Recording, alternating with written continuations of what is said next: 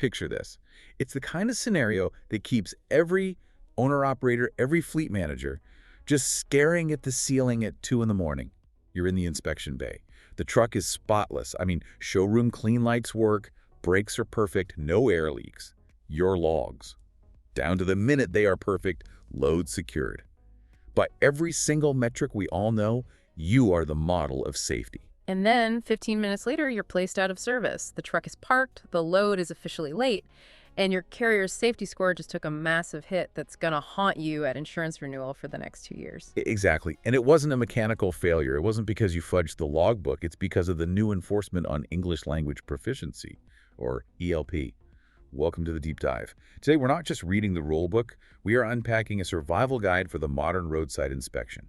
We've got a stack of documents here, memos, industry guides, that explain why this is happening now and, more importantly, how you handle it. Yeah, and we need to be clear right from the start. This is not about scaring anybody. This is professional preparation. We're going to walk through that roadside interview, but we're also going to get into the weeds of the math of your safety score, specifically time weighting and how you can fix bad data. This is all about protecting your CDL and, frankly, your carrier's survival. Okay, let's start with the why now, because I think a lot of drivers feel like this just came out of nowhere, like the rules changed overnight. It feels like that, but it really has been a rollout. If you look at the timeline in our sources here, it all kicked into high gear back on April 28th, 2025. That was the executive order? It was the executive order, yeah. It specifically targeted enforcement of this requirement. And then, not even a month later, May 20th, the FMCSA puts out an internal memo on how to actually enforce it. But the real kicker, the thing that really changed the game on the ground, that was June, right? That's right. June 25th, 2025. The CVSA, the Commercial Vehicle Safety Alliance, they updated their out-of-service criteria. And that's when they officially made non-compliance with ELP a driver out-of-service condition. That's the shift. The huge shift. Before that, it might have been a violation, maybe a fine. Now, it parks the truck. It stops the revenue. That's the difference. So let's get into the regulation itself. It's 49 CFR section 391.1 book B2. What does it actually say? Because I feel like there are a lot of rumors flying around.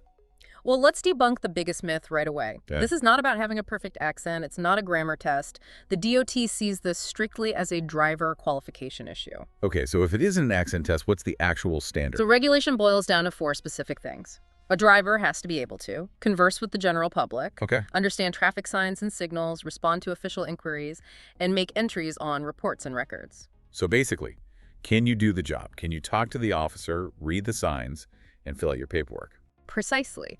And one of our sources here puts it perfectly. A clean truck does not protect you from a driver qualification issue. It's just like your med card. You could have the best truck on the road, but if your medical card is expired, you are not qualified to drive it. If communication breaks down, it completely overrides the mechanical perfection of your vehicle. That's a sobering thought, that the equipment can't save you. Now, there's one small exception in here about the border. We should probably touch on that. Yes, but it's very, very narrow. It's for what they call border commercial zones along the U.S.-Mexico border.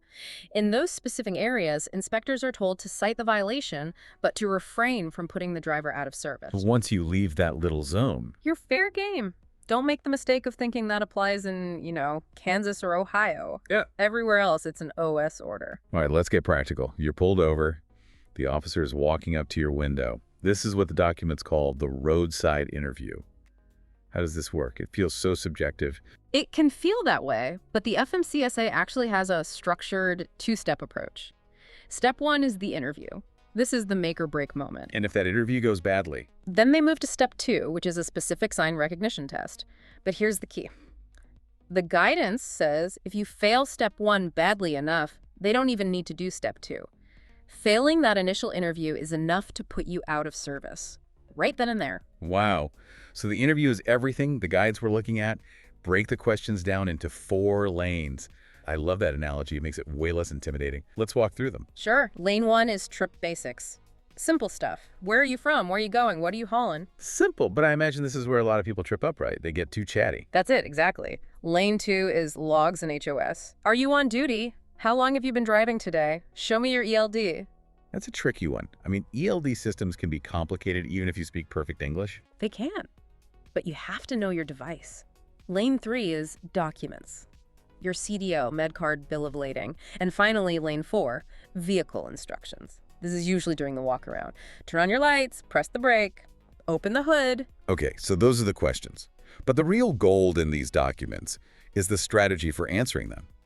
They call it the one question, one answer rule. This is so critical. The biggest mistake drivers make when they're nervous is they ramble. They think it makes them look helpful. The source material is clear, keep it short. If the officer asks, "Where are you going?" the answer is Charlotte, North Carolina. And then you stop talking. Don't give them your life story. Don't explain why you were held up at the shipper. No. Long explanations just create more opportunities for the inspector to find a problem with your English. And here's another huge piece of advice. If you don't understand a question, do not guess. Oh, that's big. We've all been there, just nodding along to be polite when you didn't quite catch something. In an inspection, that politeness can be fatal. If you guess wrong, it looks like you're faking comprehension. The correct move is to say, "Please repeat slowly," or "I do not understand. Please say again." That actually shows you're trying to communicate safely instead of just pretending. Exactly. It turns a potential violation into a simple clarification. And a quick tech warning I see here in the notes drivers might be tempted to pull out a phone and use Google Translate. Can they do that? Absolutely not. FMCSA guidance explicitly prohibits using translation tools during this assessment. You have to be able to do this on your own. Using an app is basically admitting you can't. It's an immediate red flag. Okay, so let's say the interview gets a little rocky. We're moving to step 2, the sign recognition test. Now, this sounds like a reading test, but the documents say it's really a safety test. Right. It's not about reading a paragraph. It's about recognizing a sign and knowing what safety action to take immediately. The standard is recognition, meaning, and action. Give us an example of how that works. Sure. An officer might show you a picture of a lane closed ahead sign. Recognition. That's a work zone sign. Meaning, my lane is ending. Action. I need to merge early and slow down. That's what they want to hear. So it's like spotting a low bridge. You don't need to write an essay about it. You just need to know not to drive under it. Exactly that.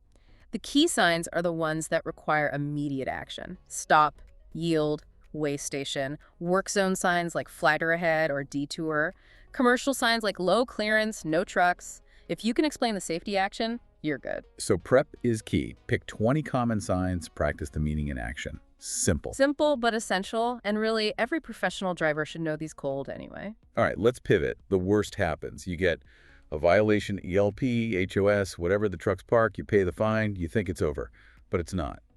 Now we have to talk about the fallout, the score. This is where we get into the math that can, determine your insurance rates for years. We need to talk about the CSMMS score and this concept of time weighting. Time weighting. Feels like one of those terms everyone throws around, but they don't really get the mechanics of it. So how does it work? First, understand the look-back period. For a carrier's SMS score, it's 24 months. For a driver's PSP, it's 3 years. But for the carrier score, not all of those 24 months are equal. Recent violations are weighted much, much heavier. So a ticket from yesterday hurts way more than one from a year ago. Significantly more. It's broken into 3 windows. Window 1 is the first 6 months, 0 to 6 months. This is the highest impact. Any violation here is multiplied by a weight of 3. Times 3. So one violation basically counts as 3 violations. And in terms of its weight on your score, yes, it's fresh, so it signals current risk. Then, from 6 to 12 months, the weight drops to 2, medium impact. And from 12 to 24 months, the weight is 1. After that, it falls off the carrier score. That explains why the first 6 months after a violation feels so painful. You're carrying triple the weight. It's the danger zone. And this is especially brutal for small fleets.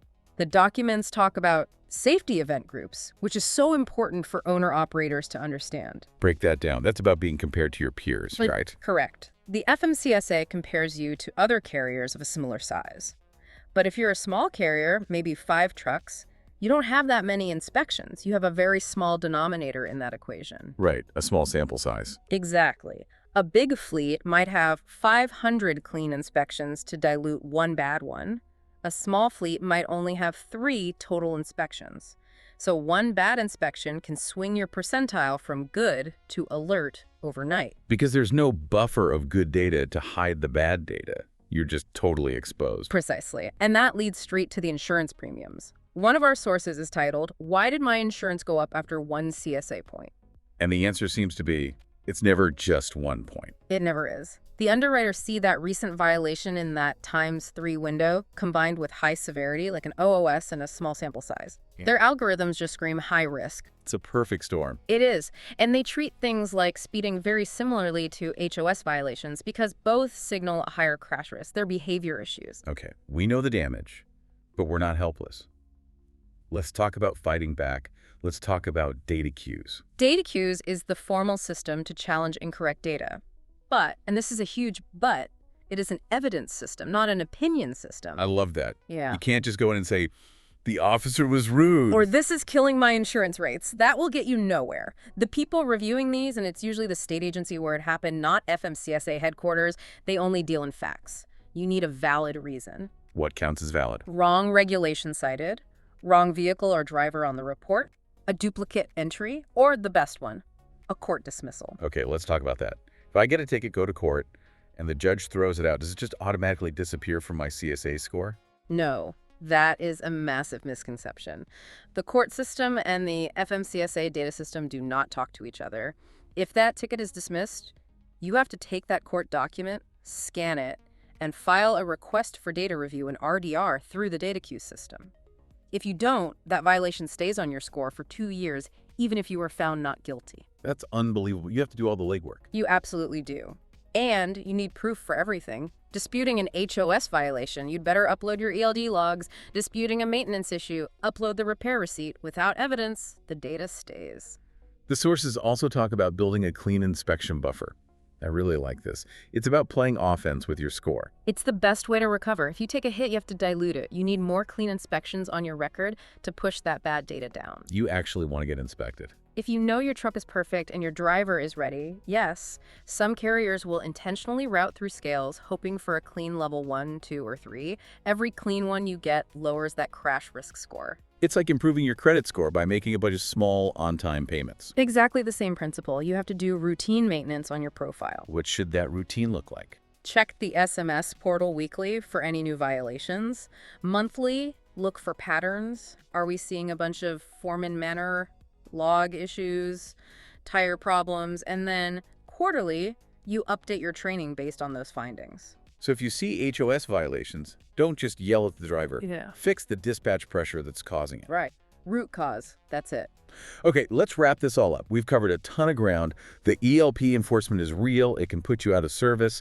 The roadside interview is everything. Keep it short, clear, and do not guess. And remember the math. That first 6 months matters the most. If you're a small fleet and independent, you have to protect that window. One bad stop hurts for 2 years, but the pain is sharpest right at the beginning. The takeaway for me is all about professionalism. Whether you're driving the truck or running the company, the secret is not luck. It's preparation.